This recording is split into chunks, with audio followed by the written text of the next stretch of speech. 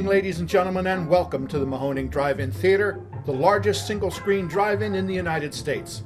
We're certainly glad you could be with us this evening, and don't forget the concession stand is open with all kinds of great things to eat and drink.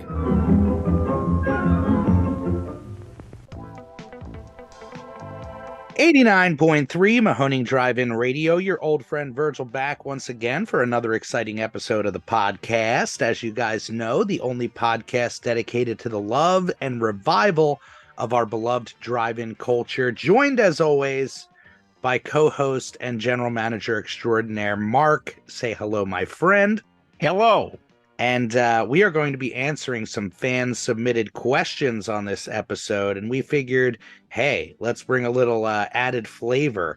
And that flavor may taste like Moxie because we got Dave Wertness. Hey. Hey, my friend. Okie dokie. Glad to be here. Let's get this party started. So with the amount of Moxie that you ingest on a regular basis, if someone were to consume your body, do you think it would have Moxie flavoring? Do you think it would soak? Are you like marinating yourself in Moxie from within? I don't want to be gross, but I'm just saying, as a theoretical question, the member submitted questions, that much Moxie, would that change the flavor of your body? Go. I have cut myself, and the blood seems to be carbonated. So Well played.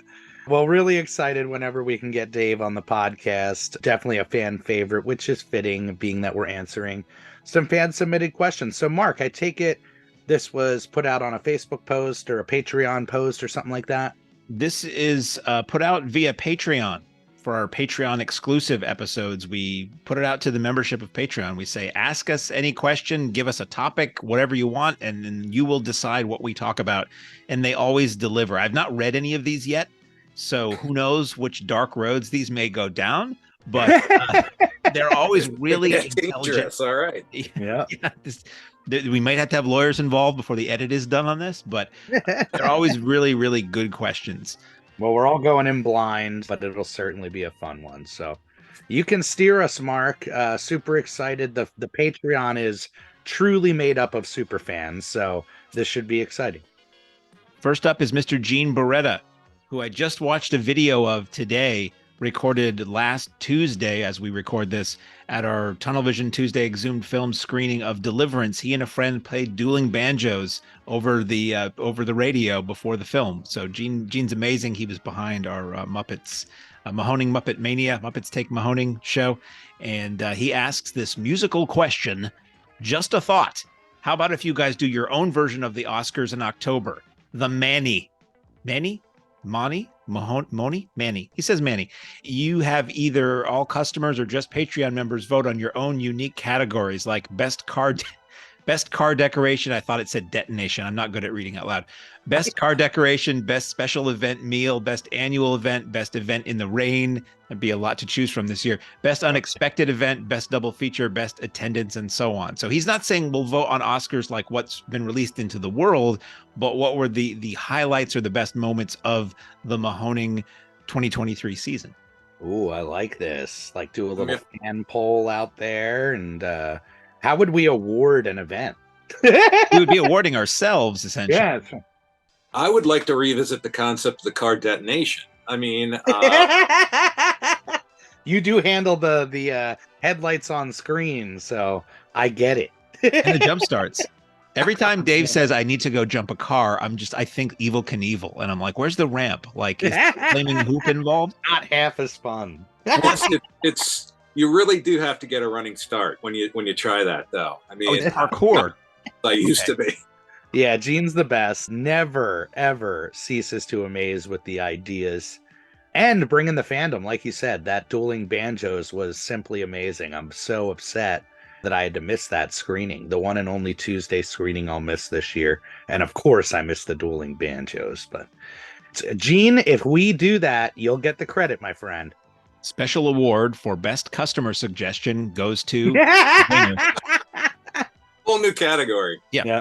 See, car detonation. I didn't realize he was talking about superlatives for what we did over the course of the year. I thought he was talking about movies or like drive-in stuff. So best car detonation. That's like a Joe Bob Briggs Hubby Award kind of thing. So in my mind, it made sense.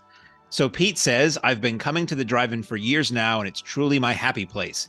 For the weekend long shows, we generally have stayed on the lot except to go get a bite to eat during the day. What restaurants or other attractions do you all recommend in the area for those of us looking for a little adventure between show nights? That's a great Wow. question, because That's I a do a lot of fantastic- this throughout the year when people say, what is there to do around there? The Yeah. answer is not much, but Well, that's not 100% true. If you're a foodie, there is definitely some great places to go and eat. We're all fans of the Beacon. Chris and Rick do an amazing job running the local diner. They are super fans in their own right. So if you go in there in a Mahoning t-shirt, you will be treated with love. I always recommend Sapor, which is not far from, or Sapore, however you like to say it, which is not far from the Beacon. And I know Dave's going to agree with me. For those morning breakfast kicks, nothing beats the Perch, previously known as the Bagel Bunch. Holy, yes. holy. Highly recommended. I mean, listen, I'm a big fan of the Walmart as well. It's they've got a Subway. That's true. it might not be what I would consider the highlight in terms of cuisine, but it's definitely always an adventure if you're looking for thrills and chills. And it sounds so strange, like when we recommend a Walmart, because like everybody's got a Walmart, but truly, I will put the money down. It might be the most scenic view at a Walmart you've ever seen. It's on top of the hill, and there's a great view of the Mahoning screen in the far left distance, which people send us photos of on the regular. It's wild. So whether or not you want to go into the Walmart, you can go catch a great view of the beautifully heightened town. I've often wondered, like on some of the nights when some of our programming gets more interesting, what they have got to be thinking up there. Like Troma Weekend, they probably had that whole area roped off. Like don't like do not avert your eyes over there, you mean? yeah, just I wish it was that visible. Well, you would definitely need a good solid set of binocs to really catch a nip or something like that in the distance. They should install one of those things that they have at like scenic overlooks, those like binoculars that are like those big metal ones on a tripod where you put a quarter in and you can like see them for like 30 seconds or something. Put one the of show for like 30 seconds. Yeah, and then you can point it at our screen and you could see our screen and you nice and close. And the radio station clearly is heard up there. So there is that. We always joked that during the Joe Bob weekend when we were sold out and hundreds or thousands of people wanted tickets, that there was going to be like this other party going on in the corner of the Walmart parking lot where they people have binoculars and radios and lawn chairs watching the show from up there. That probably would have drawn a curious crowd for Bloodsucking Freaks night. I mean, that's like, what is going on? Yeah, I can definitely say there's the 100-mile view as well, which is not far from the theater, which is, again, just a great place to go and take it in. For anybody who is into outdoorsy, or is an outdoorsy person, there are so many beautiful lakes and hiking trails and things like that en route. We run along the Appalachian Trail. I always go to Tuscarora, which is heading up toward Tamaqua, do a nice little hike in and then kick up the hammocks on a nice breezy day. It is heavenly. So for anybody who's that stuff, I'm highly recommending. Yeah, and yeah, I mean we're very close to Jim Thorpe as well. So which is I've gone into Jim Thorpe. They have some great shops in there. The bookstore in Jim Thorpe, who was actually with us on he was there for one of our vendor weekends. He was there, I think our first one, up at the drive-in with us. And great bookstore, great selection, fans and friends of the drive-in. So if you get the opportunity, a trip into Jim Thorpe is always a pleasant little diversion too. Now, I'm speaking as somebody who was a customer for years and slept on the lot, and now as an employee sometimes sleeps on the lot. And I am the opposite. What can I do indoors during the day? So there is just up the street. you're done with at night. We provide you the retro films, but during the day there is an indoor theater, Mahoning Valley Cinema, just up the street that has, I think, 6 screens. There's an AMC Center Valley that I often will go to during the day to see movies. Part of it is because I love to see movies, and part of it is to get into some AC. There's Country Junction, the world's largest general store, not far from us, which is a wild walkthrough with weird animatronic displays and everything from a pet store to furniture to home improvement to candy to petting zoo outside. A petting zoo, or just a zoo where you can feed alpacas and llamas and other creatures with underbites. And then near that is the Waldorf Estate, which is a indoor haunted house, which was used in the film Hell House LLC. So a lot of film location fans like to go and see that. There's Back to the Arcade, which was in Allentown, within an hour of us. Cool retro arcade where you can pay one price and play all day for free. I like the Gorge, which is an eatery is it Weisport? Very, very close to the Mahoning. And just up the street from that in Weisport is Chantilly, which is a retro ice cream, soda fountain, candy store. Just went there last weekend. There's a lot of little things to do to kill time. Quakertown Farmers Market, you can kill a day there looking at all the antiques and weird booths of people selling things. Yeah, there's plenty to do during the day. Even if you come often, you can occupy your time until the night falls. Yeah, and I think that's a huge part of the draw, is we're literally right next to a huge tourist town. We get tourists all the time, and the idea of extending that stay, that's kind of part of it. It's a great way to experience the area on the cheap. Lyle Moyer says, a quick question. Who is each of your favorite actor or actresses that you have not yet seen on the Mahoning screen? Lyle, we love you, bro. God, that we have not seen? That's what makes it hard. That makes it really hard. Oh my gosh. We've done such a good job to tap into so many amazing genres and play amazing. I'm trying to think of just the kind of top actors. Have we ever done a Daniel Day-Lewis? I don't think we've ever had a Daniel Day up on the Mahoning screen. His films are more artsy than we generally would show. I can't think of anything we would have shown that was popular mainstream enough. You know what I mean? Yeah. I mean, I would say it would be a lot of the modern people, If it weren't for Tarantino a go-go, we wouldn't hit a lot of huge ones, just because that's not necessarily the era that we've tapped into until recent. It's hard because even like I would say Jerry Lewis, but we did technically run a Jerry Lewis movie during one of our Patreon shows, but we never would for the public. So I'd love to see Jerry Lewis film up there. Raquel Welch. Heck yeah. I mean, anything of hers. This is probably going to blow a mind, but Brando. Have we ever had Brando on that score? We did run the Wild One during the weekend years ago. Yeah, but I think about it, it's there's so much meat on that bone, been barely tapped at this point in the Mahoning run.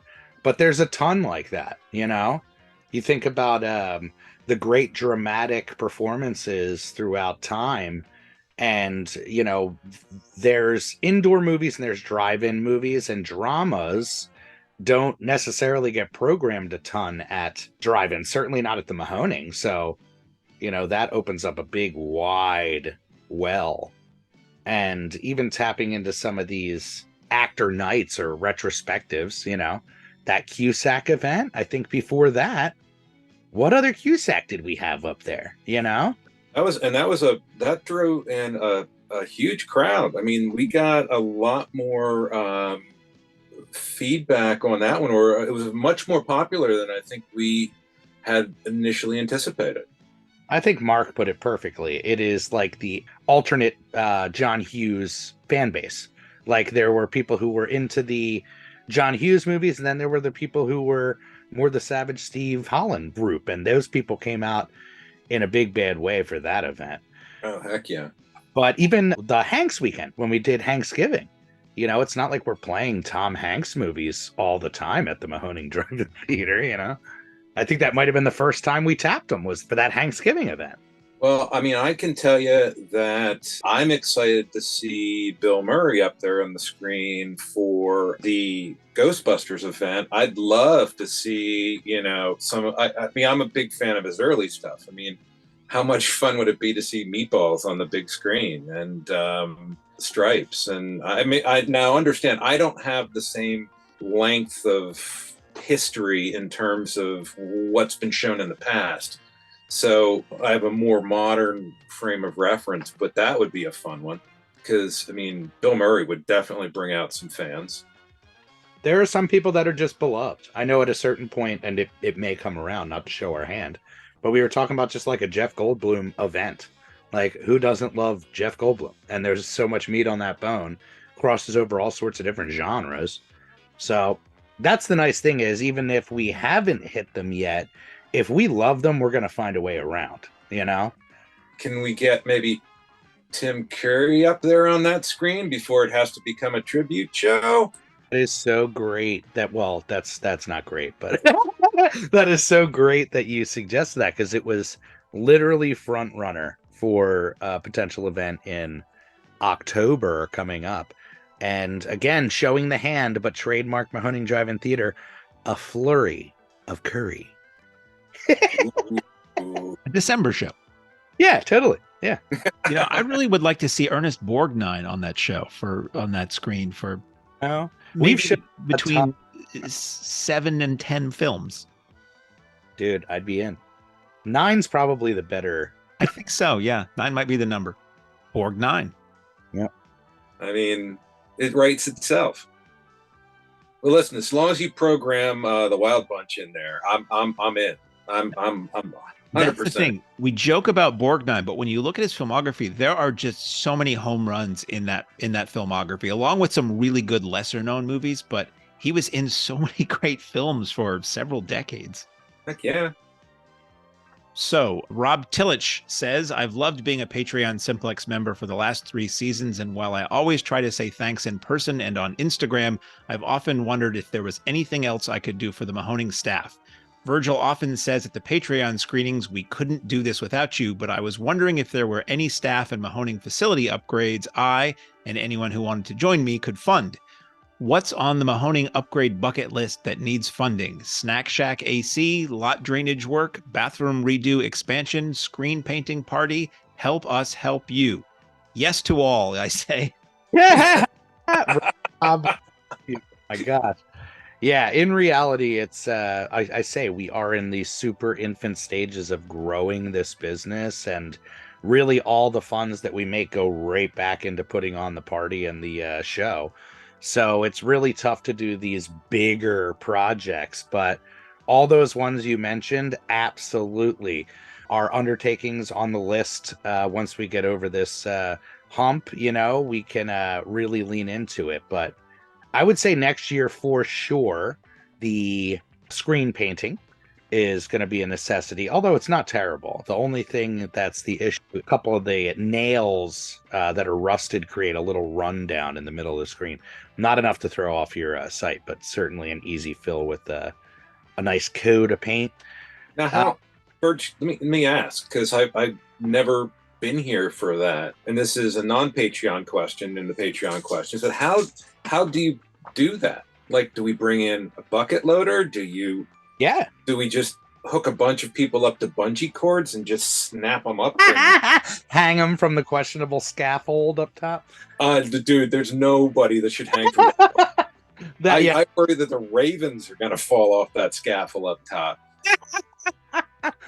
Yeah, it's a project that we source to another company. They come out and help us bring out box trucks and get a fresh coat on there. So we were, I guess, lucky in a sense in that the timing of our run, right about 5 years in, we lost the wing of the screen, which forced us to repair and repaint. So it's fairly fresh in that sense, but definitely worth doing. It's so tough because people do ask us all the time, like, why don't you guys crowdsource fund? You got a great fan base and blah, blah, blah, blah, blah. There's an element of crowdsource funding that is a huge plus, and there's also an element where it kind of feels a little hat in hand, but I certainly am open to the idea of bringing some people on to help invest in some of these bigger projects. I haven't had a chance to talk to Jeff about this, so I don't know if you'll cut this out or not, but we were approached by somebody about bringing back the neon on the marquee, which of course we all got very, very excited about. And, the price tag that comes with that is not small, but the people who run that company pretty much flat out said, if you guys crowdsource fund, we've seen success with crowdsource fund, blah, blah, blah. So it's definitely an option, Well, I think maybe Verge, even beyond crowdsourcing the funds, I think, if we can crowdsource the expertise, maybe in a sense, like if you are somebody with experience in construction and building, it would be great for us to know who you are and your availability, so that if we do have a construction project that we're considering, maybe we could bring you in and get your opinion or get your feedback on the right way to approach it. Sometimes, because we don't always know, the best way to approach electrical or construction. So availing ourselves of expertise that it's out there and available to us might also be an option. Absolutely. Everything that we have is because somebody stepped up and, was willing to do it, so it's truly a team effort in that sense. So Rob, don't be a stranger, buddy. You reach out. Dave Wright says, "Hi guys, with the popularity this season of the 14-foot Godzilla in the corner of the lot, I'm going to give each of you the ability to blink your eyes like I Dream of Jeannie and have a 14-foot version of a favorite fictional character magically appear on the lot next season. Who you got?" I'm going to go with Roman from Robot Monster. So what kind of 14-foot thing would you love to suddenly see there if it was not in the way of anybody's viewing angle? Wow. That's craziness. I keep thinking of like the dinosaur set from Pee-wee's Big Adventure, when it's Right. All the different characters all over the place. Gosh, that's a tough one. I'm sure when we do Kongathon, people are going to expect there to be a giant King Kong now. We'll just I was throw just thinking the a same thing. 14-foot Lay 'em gorilla down. suit on that. We'd lay him down like at the end of the movie. He's just huge laying there, and we'll see, Yeah, that's a tough one. Maybe classic sci-fi, a big old robot out there would be super fun. Which drive-in was it that we talked to who had the spaceship on the way in? Was that the Starlight? Starlight, that's it. The Starlight drive-in has a spaceship on the way in. And, it's one of those things that it's like their calling card. Everything has a space orbit type of theme to it. And, yeah, I love that type of showmanship, theming it to what we do. Could you imagine like an oversized projector out there? It's like, look at that giant replica E7 they got in the corner. I'd go with like maybe Gort from Day the Earth Stood Still, which was a giant robot anyway. Yeah. With that, maybe the visor flips up and the eye glows red. That would be kind of cool. That would be kind of cool. Could we do a shark exploitation weekend and get like a 14-foot shark there? I'm sure we could get a giant inflatable, right? Like that would be the move, is just have him taking up like a huge portion of the front row. Just like it's a show. It's a show. Yeah. I'd like a giant 14-foot replica of George Hamilton in Zorro the Gay Blade in one of the more brightly colored satin Zorro costumes. Oh yeah, just to confuse people when they come in. With the tassels and like the pom-poms on it. And, Bunny Wigglesworth, yes. So they walk in, they go, "Is that George Hamilton?" We are one step away from roadside attraction for sure. It's like, look, it's the biggest ball of yarn hanging out on the side of the road. Dave, we love you so much. Dave gives us so much. And he took that great shot of the SAG strike picket line Godzilla as well. which went a bit viral on the socials. That's getting shared a lot. That's really pretty impressive. Smart idea. Nice. Big G. I mean, who bigger can come out to support, right? Hey. Michael Schilling says, we recently heard about a unique off-menu item called the Gottlieb. See our previous podcast about that. Hot dog bits on a bed of tater tots. Yes. Are there any other Mahoning secret menu items or odd pairings that the crew or guests have come up with? Yes.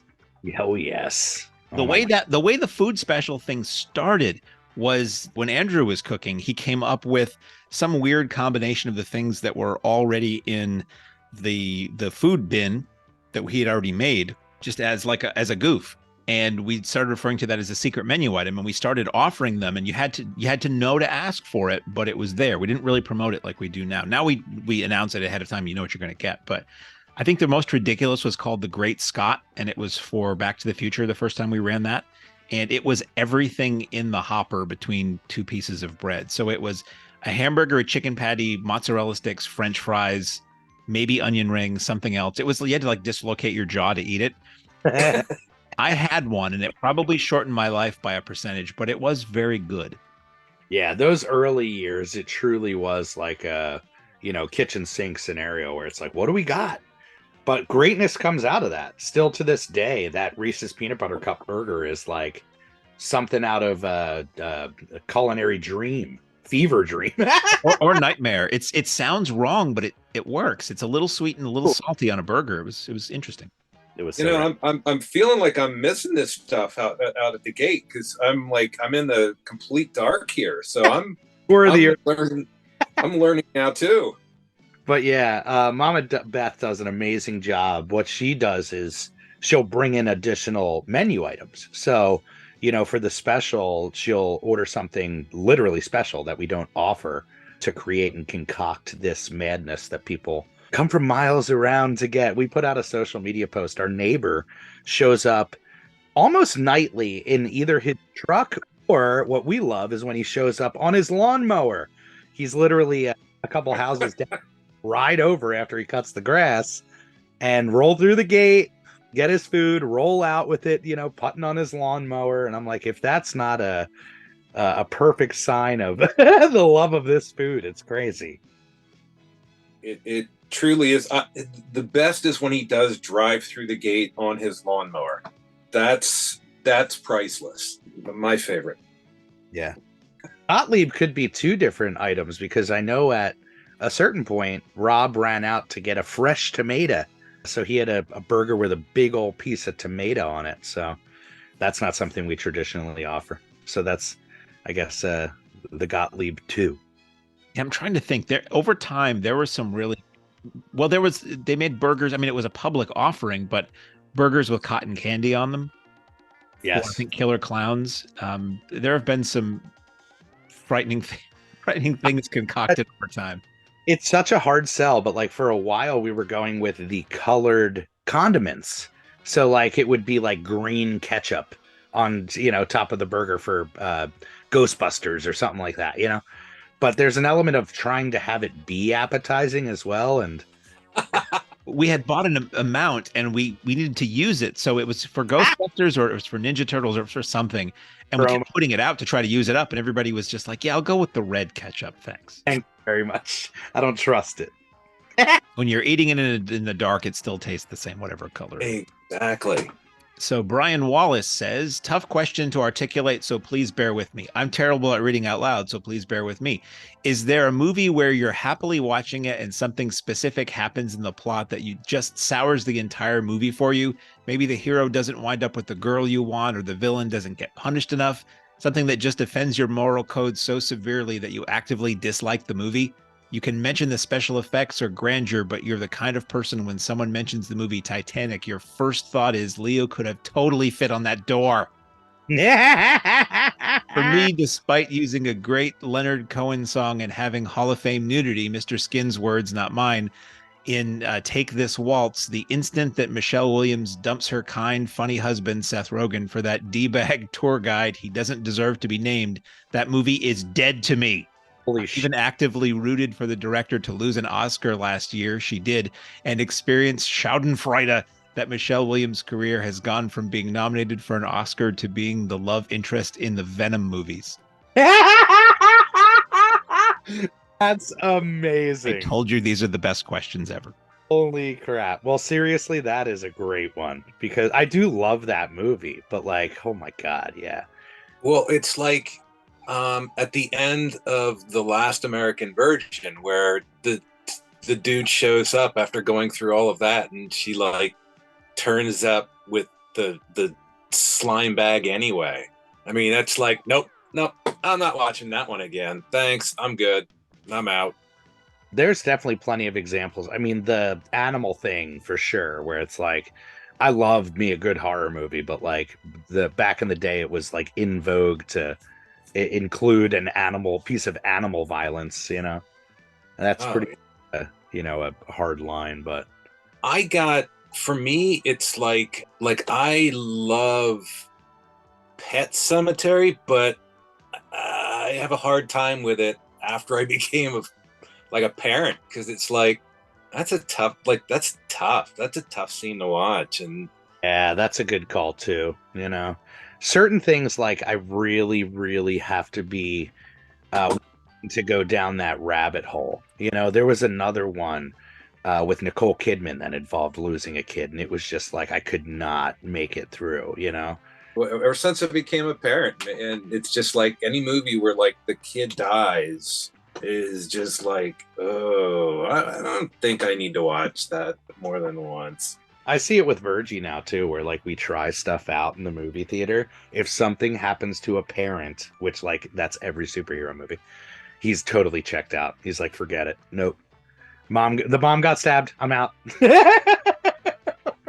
How many movies are you bringing him to where the mother gets stabbed? You know, it's funny because I just tried to take him to The Flash recently. And within the first 20 minutes of that movie, yeah, Flash's mom gets stabbed. And he literally turned to me. I was like, let's get out of here. Disney is like a parent serial killer. I mean, they're just like, if you're a parent in a Disney movie, you're marked.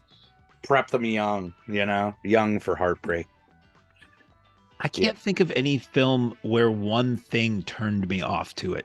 Usually it's something else. It's just like, it's just not good. It's not like I'm totally cool with it, and then one thing sours me. There probably have been in the history of my movie watching, but more than not, it's like it's somebody I don't like. Well, I guess that might be it. Somebody I don't like is in it, but usually it's an amalgam of things and not just one. Right. Performances. I mean, I was definitely a stickler for that type of stuff, but I liken it to music, where it's like I can still like elements of the band, but not all the elements of the band, or I'll just write it off as I don't like that, you know? So movies definitely the same way, where it's like the one performance isn't going to totally ruin it for me. I think if it's a case where there was a performance in it and you later found out something about the actor and they were like a really reprehensible human being, I sometimes find it hard to revisit a movie there as well. Or if, you know, like a movie years ago wasn't as cringe, but now kind of social mores or attitudes have changed a bit, and now it really is like, no, that's not cool. You know, you think about it now and like, how did American Beauty win an Oscar? You know, between Kevin Spacey and the whole like really cringy concept of the whole thing, it's like, yikes. Yep, that'll be a stain on the Oscars list for sure. It is funny how social mores, if you will, can shift in hindsight relatively quickly, because it doesn't seem to me like that movie was that long ago, but in whatever amount of time it was, the whole central plot of that is something you probably wouldn't do now. And some things happen in an even shorter span of time than that. But he's a great example, though, where it's like, it's funny because in the documentary, people ask me about that booking board that shows up for a second with all the names on it. And Bill Cosby, Kevin Spacey. People will say, if you pause it and zoom in, there's a couple names that have to be crossed off that list. because it's like, and that will certainly spoil it, where it's like, I would love to go back and revisit, Usual Suspects or program Usual Suspects. Right. But tough sell, when you got the Spacey stain. Even the Weinstein stain with the Miramax stuff. Now it's like, so much of the Miramax stuff. And don't even get me started on, we certainly, I don't think could ever book a Woody Allen weekend. I mean, not unless that would be a real questionable choice. So yeah, there's some touchstones there that probably are tough. Mm-hmm. George Ebby asks, would you ever consider opening a satellite branch in another region, either take over a site that is looking to close down or partner with an owner who would like to emulate your brand and business model? I live in Ohio and would love to have a version of the Mahoning closer to home. No. That is the short answer. Yeah, we have gotten this question before. We've gotten people who've reached out before. It's one of the sells of the Mahoning is that it's insanely destination. It's not something that's replicated in every town. It's not something that is super accessible for everybody.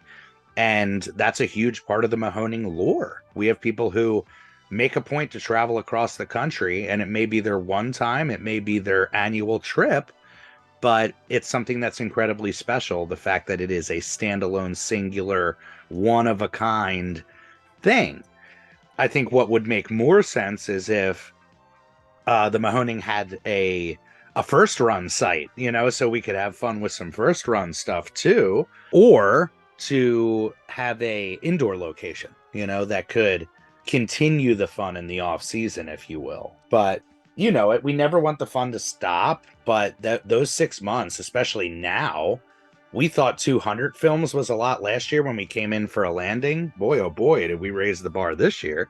So it's a really fantastic thing that we offer, but it's also an insanely exhausting one. And the idea of doing it times 2, I don't know if anybody's jumping at that.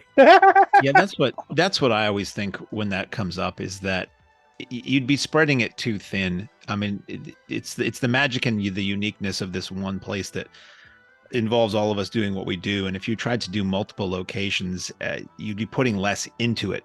I think, we focus everything we have, every waking moment for a lot of us is trying to make each one of these weekends amazing. And if we had to suddenly split that between another, or basically hand it off to somebody else, it wouldn't be us doing it. I appreciate wishing it was closer, because, all my life, since the internet, at least, I've looked at theaters from far away and said, oh my God, I would totally go there if I didn't live 11 hours away or whatever. And eventually I just became a guy who started driving 11 hours away because, you experience these things or you don't. Ultimately, you have to be in it to win it. So I started driving, 6.5 hours to the Mahoning regularly so I could see a double feature, a Shatner double feature of The Devil's Reign and Kingdom of the Spiders, because nobody else in the country was going to do that. Nobody else had so little to lose like the Mahoning did at that point to show something crazy like that. So not to say, we didn't wish everybody had something that they could easily get to that did something this cool. If you keep your eye out, there are a lot of drive-ins that do cool stuff. None of them quite do it the way we do it. And that's what makes drive-ins great. Everybody does it their own way. But to get the Mahoning drive-in theater experience, it's got to be Lehighton, Pennsylvania. That's right. See, what we should do if you want to do something indoor is we should do a retro video store during the off season where we stock it with the interesting titles that we all recommend and bring the Mahoning vibe to an old school video store. Tempt me, Dave. Partner with Lunch Meat on that? Oh my gosh, could you imagine? That's like, in a weird way, my whole adult life has been trying to get back to that. I don't know if it was the ease, but the amazing time period running the video store. Oh God, dude. That would be a dream. I still say that the years I was at P&B Video was like my favorite job ever. I mean, it was just delightful. I mean, we could just do like a full Clerks and just go back to the Quick Stop version 2. Come on, Verge, we build this. I mean, if you build it, Dante and Randall, we got this. Yeah, I love that idea. People actually do ask, what would you guys do if you could have something else on the lot, And man, wouldn't that be fun? Like an expanded rental video store that you could hit up while you come to the Mahoning. I know early on we talked about the arcade, and we just had our video game weekend and had some cabs set up inside the concession stand, and boy, is that tempting. If we had the space, phew, Rob, call us. William Sebastian says, I love your podcast where you chat with drive-in owners. My question is, have you ever talked to an owner and thought, I want that for the Mahoning, like 90-second pizza cookers? Yes. And also, if that's a boring question, can you explain what the drive-in owner convention you mentioned is about? So first of all, I think the answer is unanimously yes. Part of what is so fascinating about these owner interviews that we've done in most of this season of the show is hearing what works for them and getting great ideas. I'm not going to say that we'll rip off, but it might inspire us to try to pursue some things that we've never thought of doing before. And again, what I'll say endlessly, every drive-in does things their own way, and that's what makes them great. And that's what makes every one of them worth going to. And we've thoroughly enjoyed talking to our fellow owners. We didn't want this entire, season of being open to be entirely podcast talking to other owners, but we'll do that again next year. We'll start in the off season and we'll have another dozen or more interviews because we really love talking to other people who know our joys and sorrows as well as we know theirs. The question was the Utah convention. Yes. So it moves around, but I know that it's a lot of times based in Florida because they do it in the off season. It's warm there. But it's pretty much a meetup of drive-in owners. They go down there, and as you would expect, there's also companies there that are shilling their newest wares, very much like CinemaCon is set up for all the for all the theater owners to come and see all the new stuff that's coming out or coming for the year. It's like that, but on a smaller scale. My understanding is that there are two meetings every year. There is an unofficial, which anybody can attend or anybody who's invited by a drive-in owner, and that's usually hosted by a local drive-in, and that changes every year. I went to one. I was the guest of the Todd and Emma who run the Riverside Drive-In, and it was in Connecticut, and they knew I lived near there at the time, so I was able to go and sit in at this Utah meeting where they basically, shot the breeze, and the president of Utah is the United Drive-In Theaters of America, by the way. And they would talk about, what their issues were, which at the time was a lot of just, percentages from the theaters, digital stuff, digital projectors, all that kind of stuff. And then they would have like a big chow down. And they had a former fire truck, so like a big red fire engine that had a brick oven pizza oven built into it. So that place drove up outside and we were eating pizzas and having cannoli and stuff outside. It was really cool. And then the official annual meeting is in Orlando every year. And I think they also go to some local drive-in. Didn't we talk to one of the Silver Moon drive-in? Didn't they talk about that? They may have hosted the Utah meeting down there one year because they're pretty close to Orlando. Right. Yeah, and it's one of those things very much like what the podcast had become with those owners. It's a way to, connect with your fellow owners and chat and let loose a bit. So it's one of those things, I think, that unintentionally with those drive-in owners podcasts, it gave us an element of that. We were doing it to shine a light on the drive-in culture, but it gave us so many pointers, tips, inspirations. I mean, what people have gone through to get to where they're a drive-in owner. That is like the most interesting thing to me, as somebody who now finds himself in the midst of this. So it's been such a blessing. I can't wait to do more.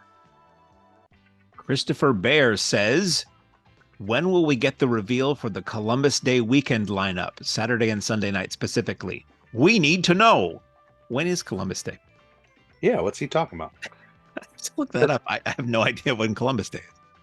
The 6th and the 7th of Shocktober. Yes, I will say that it is a returning event. A very popular 35 millimeter enthusiast. We will be paying ode once again to Mr. Quentin Tarantino. So I won't spoil the titles, but it has become many many's favorite event of the year. QT, the love of 35 millimeter, what the Mahoning does. Match made in heaven. So stay tuned. It's going to be great. We're teaming with Exhumed on that one again. Of course, Harry bringing the heat. And we got the connections with QT, which is really, really great. And this year, we're working in a special angle for the Friday and Saturday special or secret extra feature each night. So stay tuned, kids. I've seen the titles, and they are good. Yeah, when you're talking QT, it's like throw whatever you want at me. We'll be there. And that's what I loved about the previous installments of that. I mean, the Tarantino movies, they're great. We know the Tarantino movies, but those extra features that were the ones that were the films that inspired the films you had just watched, or in many cases, movies I'd never seen, I'd never had the ability to see on the big screen. And it was really cool to see those. So Definitely. it was almost like I sat through the Tarantino movies to get to those secret movies, and which I didn't know what they were going to be until they hit the screen. And I was very pleasantly surprised in every case. So we have one more question. Mr. Zachariah Smith, Simplex member extraordinaire. This year's Tunnel Vision Tuesdays feature a lot of comedies for the first time. Box office wise, how do those do compared to the more traditional Exhumed films fare? Yeah, I love the fact that Harry's been spreading the wings, and I would like to think that the Mahoning programming in general has influenced that. And honestly, there's only so much horror that you can do until you become the horror drive-in as well. So just like we like to give love to as many genres as possible, Harry's in that mode, and Tuesday is a really great way to experiment with some of that stuff. Could I ever see Harry putting together like a classic comedy weekend at the Mahoning? Probably not. But the idea of dropping in gems, we just enjoyed The Naked Gun last night, which was nothing is better than a comedy at the lot, because you can it's infectious. It's like seeing a comedy in a theater in general. It's that connection with people, that sense of humor, that it just makes a comedy better. So honestly, Tuesdays have found a great average, which was our hope in general for all of our shows. But Tuesday in general has certainly found its audience. It's not always the same people that come, but it is certainly around the same number every single week. Sometimes it fluctuates, but I don't necessarily blame that on the programming or the title. I think there is a certain amount of people that come regardless of what is playing. It doesn't matter. They're just looking for a weekday out, and this has become kind of their tradition. I would say horror definitely is the pull for the Exhumed crowd, but we all encourage the idea of more stuff like this. What's funny is that so many of those comedies this year are movies that I've been wanting to see again, which I haven't been able to make it out, but I think would make great weekends for us. And they're a nice little way to test the waters on interest for a Zucker weekend or a Police Academy weekend or a Chevy Chase weekend or all these other things that we've batted around for a long time. Just because they play on a Tuesday doesn't mean they're never going to show up again. In many cases, it's a test run for something else. Yeah. Yeah. Being there for Airplane was delight. That movie, I never fail to laugh at that movie. It's so delightful. And one of those, just like Naked Gun, so many jokes landed on me that I had missed the first time that I watched it, which likely I was young, but boy, oh boy, it's just nonstop with those, the Zucker gold, baby, gold. Jeff and I've said this a million times on the podcast, but Jeff and I have talked about a Zucker weekend for years. So it's just a matter of finally saying we're going to do it, because we've already got it all planned out, down to the secret features, down to what's on in the snack bar.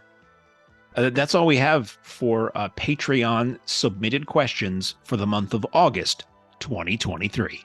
Well, always delivering those Patreoners. Since this is a podcast for all, going out to the entire world, why don't you let the folks know about the Patreon? They still have plenty of time to take advantage of the on-site perks and season perks. Sure. Patreon is a way for you, the individual, to support the Mahoning Drive-In Theater in Lehighton, Pennsylvania. It's a monthly subscription thing. It's $4.99, it's $9.99, it's $19.99. Each tier has it's more perks than the one below it, and the ones more than and including the perks in the tier below it. And it's just an exclusive way for us to just share content and an inside look at the theater. So it could be anything from photos that we don't put out anywhere else, exclusive podcasts, recordings of the DJ sets that go on at the theater, sometimes DJ sets that are recorded for Patreon, all of the introductions we have for films, whether it is a guest who's on the lot introducing a film from the projection booth, or it's a pre-recorded intro that's sent to us. Those all go on Patreon so people can see those. If we have a Q&A at the theater, we try to record all of those and put them on Patreon. There's a lot of stuff that really doesn't fit into our hectic promotional schedule for our main social media, our Facebook and our Instagram, and it goes to Patreon. The top tier Simplex members, it's not a disease. Well, it is, but it's not referring to a disease. It's referring to the type of projector we have at the theater, Simplex E7 projectors. The Simplex level people get free virtual screenings once a month. Usually that's pulled from the AGFA library, so it's all kinds of weird oddball films, and you can watch together. And I put it together as like an evening at the theater, so a single feature evening. So we put together like a 20-minute pre-show of trailers and old 35 millimeter stuff digitally, and I do a DJ set before that, like you would hear at the theater. Virgil comes on and introduces the film, usually drops a little knowledge on something that's coming out that we haven't announced yet. And then we do the screening as though you're at the theater through Zoom. And then once a month from April to October, we have in-person 35 millimeter screenings for those members. And those are all culled from either collector's prints or prints that we own ourselves. And that's mostly kind of hard to see films that we normally wouldn't show, or we haven't shown to the public yet, or haven't hit our screen in decades.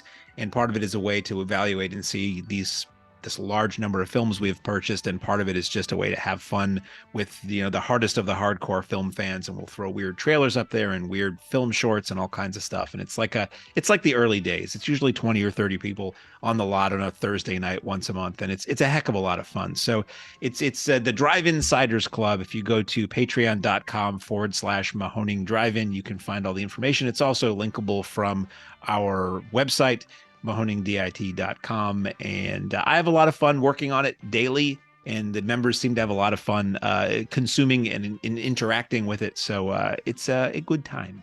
It's a fantastic time. The virtual and in-person screenings are some of the best memories of the last couple of years. So also, it's what it is, Mark. It's the personality of the theater. There's only so much that we can get out on these social medias, and especially now that we've upped our game with the amount of shows that we do, it really is a nonstop tool to promote. And it's really nice to have a place to go and kind of spend a little more time with your old friends, and also get those perks. I mean, the intros that people happen to miss when they can't make it to the lot, the Patreoners love that. It's like they don't miss a beat, even if they have to miss the beat, Well, that's the thing too, is like if you join, I try to let new people know this. The content all stays there on Patreon. It's like Facebook. You just keep scrolling down, or you can search. It goes back years now. Patreon is, I think this is like our third or more, fourth, maybe year doing the Patreon. And it's really all the intros that have happened on site since then. So if you find out like, oh man, I missed that show when Frank Oz introduced Little Shop of Horrors. Well, that's on there on Patreon. Or all the Q&As with the Twin Peaks people, or the Q&As with Greg Sestero or whoever. We try to put it all on Patreon because it's just it doesn't make sense to put it all out into the wild world out there. Yeah, totally. And Mark does an amazing job. The way Patreon works, it allows you to hashtag. So like if you're a Dave fan, you can, click the hashtag Lot Dave or whatever his moniker is on the Patreon, and you can see all the content with Dave in it. It's really well done, and a great platform for us. So do not hesitate. Great way to support, especially for those who aren't even in state. I love whenever we get questions from the Patreoners and it's like, hey, I'm from California. It's like, come on, it's beautiful. All right. Well, this has been a blast, guys. Thank you for making the time. I'm sure the audience will enjoy this thoroughly. And until next time, Jeff, take it away, my friend. Ladies and gentlemen, thanks again for coming out tonight to the Mahoning Drive-In Theater. We hope you'll come back and see us again real soon. The exit is on the right-hand side of the screen at the front of the field, and most importantly, have a very safe trip home. Good night, and God bless you.